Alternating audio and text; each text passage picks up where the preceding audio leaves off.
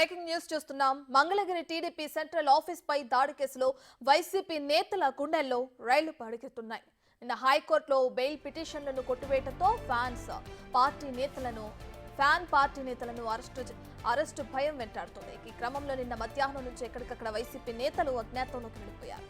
ముఖ్యంగా ఈ కేసులో కీలక నిందితులుగా ఉన్న లేళ్ల అప్పిరెడ్డి, దేవినేని అవినాష్, తలసిల రఘురాం కనిపించడం లేదు. కాటు ఇదే కేసులో ఆంధ్రప్రదేశ్ నుంచి పారిపోయి హైదరాబాద్ లో తలదాచుకుంటున్న మాజీ ఎంపీ నందిగం సురేష్ ను పోలీసులు అరెస్టు చేశారు. మరోవైపు విజయవాడ డిప్యూటీ మేయర్ భర్త శ్రీనివాస్ రెడ్డిని సైతం పోలీసులు అరెస్టు చేశారు. మిగిలిన నిందితుల కోసం గుంటూరు, బాపట్ల, పల్నాడు జిల్లాల పోలీసులతో కలిపి 15 బృందాలను ఏర్పాటు చేశారు.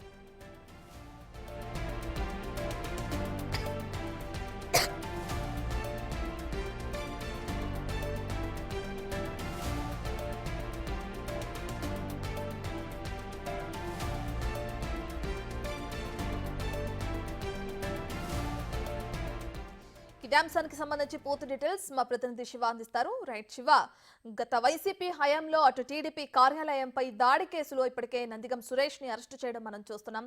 ఆయన్ని హైదరాబాద్ లో అరెస్టు చేశారు కదా, ఇప్పుడు విజయవాడ తీసుకొస్తున్నారా? దానికి సంబంధించిన డీటెయిల్స్ అండి శివ.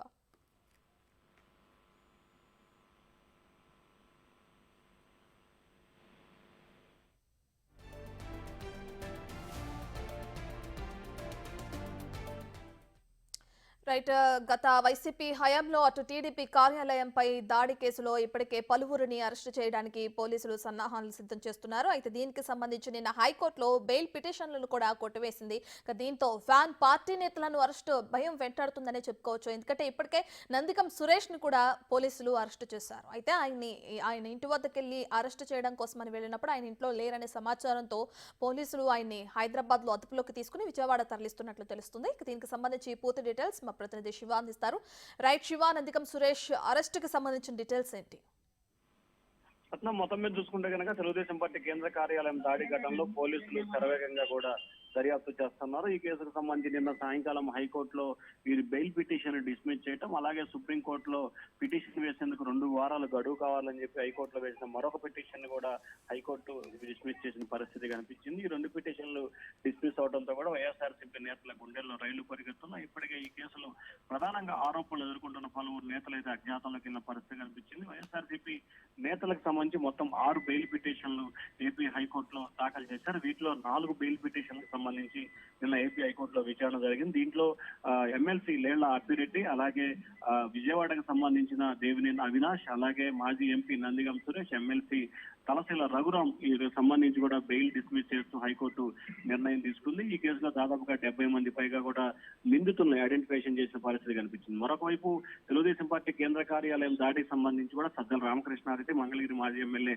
ఆళ్ల రామకృష్ణారెడ్డి సైతం కూడా ముందస్తు బెయిల్ పిటిషన్ దాఖలు చేశారు. ఆ బెయిల్ పిటిషన్ కూడా ఇవాళ విచారణకు వచ్చే అవకాశం కనిపిస్తుంది. మరొక వైపు హైకోర్టు బెయిల్ పిటిషన్ డిస్మిస్ చేసిన నేపథ్యంలో పోలీసులు దర్యాప్తును వేగవంతం చేశారు. మొత్తం గుంటూరు, పల్నాడు, బాపట్ల 3 జిల్లాలు కలిసిన పోలీసులు 15 మందితో ప్రత్యేక బృందాలుగా ఏర్పడి బాపట్ల, హైదరాబాదు, కర్ణాటకలో ప్రాంతాల్లో కూడా గాలింపు చర్యలు చేపట్టారు. ఇప్పటికే హైదరాబాద్ లో మాదాపూర్ ఒక ప్రైవేట్ గెస్ట్ హౌస్ లో తలదాచుకున్న మాజీ ఎంపీ నందిగం సురేష్ ను మంగళగిరి రూరల్ పోలీసులు నిన్న అర్ధరాత్రి సమయంలో అరెస్ట్ చేశారు. అతన్ని కొద్దిసేపటి మంగళగిరి రూరల్ పోలీస్ స్టేషన్ కి తీసుకురావడం జరిగింది. మరికొద్దిసేపట్లోనే మంగళగిరి కోర్టులో నందిగం సురేష్ ని పోలీసులు హాజరుపరచబోతున్నారు. అలాగే Vijayawada municipal corporation deputy mayor అవుతూ శైలజారెడ్డి భర్త శ్రీనివాస్ రెడ్డిని కూడా పోలీసులు అయితే అరెస్ట్ చేసి మంగళగిరి పోలీస్ స్టేషన్ కి తరలించారు. ఈ కేసులో మిగిలిన వారి కోసం లేళ్ల అప్పిరెడ్డి, అలాగే దేవినేని అవినాష్, తలసిల రఘురాం కోసం ప్రత్యేక బృందాలుగా గాలింపు చర్యలు కొనసాగుతా ఉన్నాయి. రత్న.